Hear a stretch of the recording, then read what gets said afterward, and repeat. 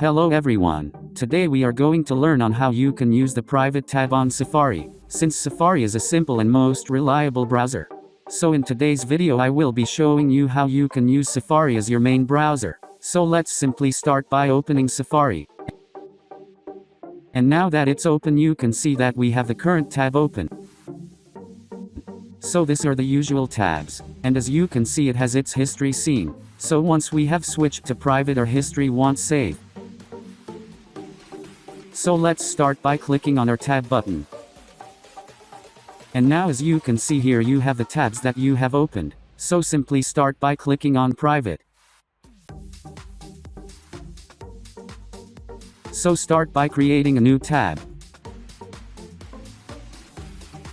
And now as you can see a new tab has been opened. So let's try search up anything.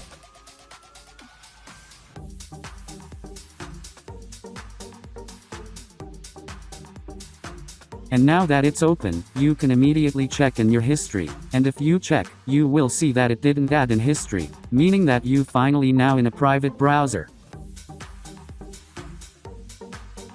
So now if you want to leave it, simply click on tabs again, and now that it's open, simply go on the private button. And now that the button is clicked you can see that you have been brought back to the recent public tabs. So from now on you can simply switch to private and public tabs however you like.